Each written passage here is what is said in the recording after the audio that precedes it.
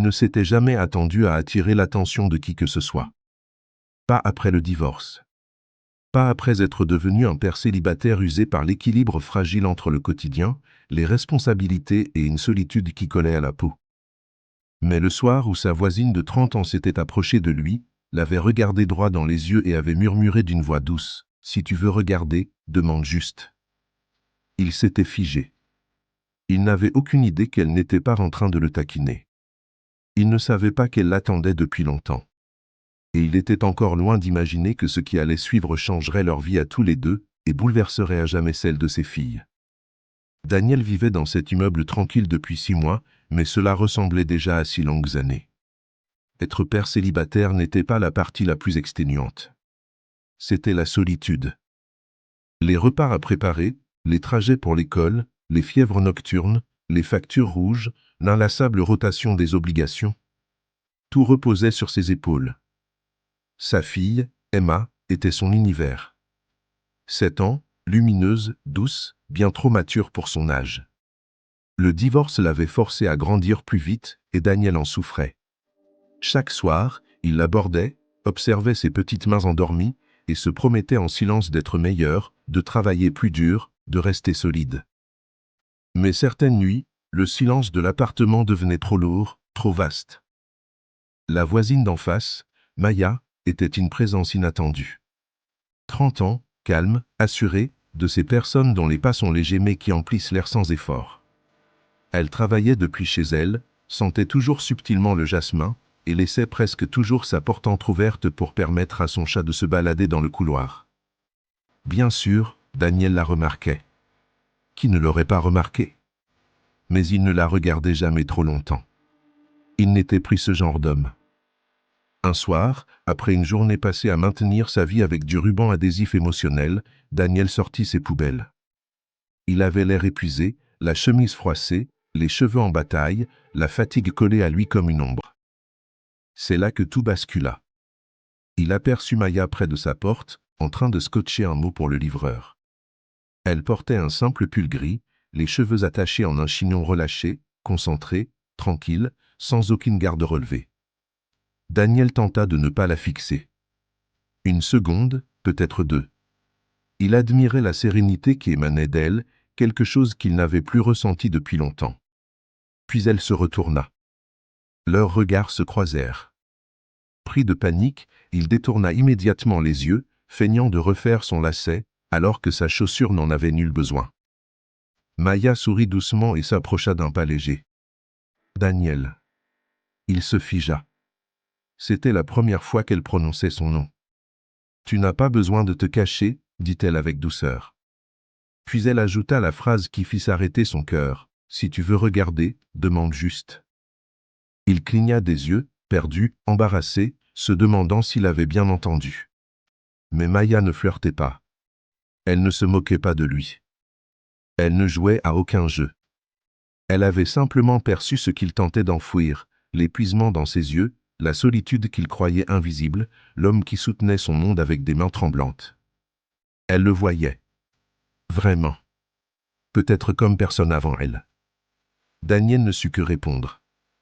Il laissa juste échapper un souffle tremblant alors que tout autour semblait s'immobiliser. Maya murmura, « Je ne suis pas quelqu'un dont tu dois avoir peur. » Et pour la première fois depuis très longtemps, Daniel se sentit vu. Le lendemain matin, il s'attendait à ce que tout soit gênant. Comment pourrait-il en être autrement? Mais lorsqu'il ouvrit la porte pour emmener Emma à l'école, Maya était déjà dans le couloir, occupée à nourrir son chat. Elle lui offrit un sourire paisible. « Comme d'habitude, » dit-elle simplement, comme si rien d'inhabituel ne s'était produit. « Bonjour, » lança-t-elle. Daniel hocha timidement la tête, toujours incertain de la façon de se comporter. Emma tira sa main. « C'est la maman de Luna » chuchota-t-elle bien trop fort, en pointant le chat. Maya éclata d'un rire léger. « Alors j'imagine que je suis parent moi aussi. » Emma l'apprécia immédiatement, les enfants repèrent vite les âmes bienveillantes. Au fil des jours, Maya trouva 1000 petites façons d'approcher Daniel sans l'accabler. Parfois, elle déposait des muffins maison devant sa porte. Parfois, elle proposait d'aider à porter les courses. Parfois, Elle se contentait de dire « dure journée » en le voyant rentrer vidé de sa journée. Daniel commença peu à peu à remarquer des choses. Maya écoutait. Maya comprenait. Maya ne le jugeait jamais. Elle le voyait. Un soir de pluie, Emma tomba malade. Daniel paniqua. La fièvre grimpa d'un coup, et sa voiture refusa de démarrer. Il se retrouva debout dans le couloir, tenant sa fille brûlante contre lui, incapable de décider quoi faire. C'est alors que Maya ouvrit sa porte. « Daniel, qu'est-ce qui se passe ?» Il expliqua, la voix brisée par le stress et la peur. Sans une seconde d'hésitation, Maya attrapa son manteau. « Allez, viens, je vous conduis à la clinique. » Ce n'était pas seulement son aide. C'était la manière dont elle prit la main d'Emma sur la banquette arrière, la rassurant, lui murmurant des petites blagues pour détourner son attention de la fièvre. Daniel vit alors en elle quelque chose auquel il ne s'attendait pas. Maya n'était pas simplement compatissante. Elle était solide, fiable, présente. Plus tard, dehors, lorsque les médecins confirmèrent qu'Emma était stabilisée, Daniel s'assit sur un banc, vidé de toute énergie. Maya s'installa à côté de lui. « Tu n'es pas obligé de tout faire tout seul, » dit-elle calmement. Daniel ravala difficilement. « J'en ai l'habitude. »« Tu ne devrais pas, » répondit-elle. Le silence tomba, mais un silence tiède, rassurant.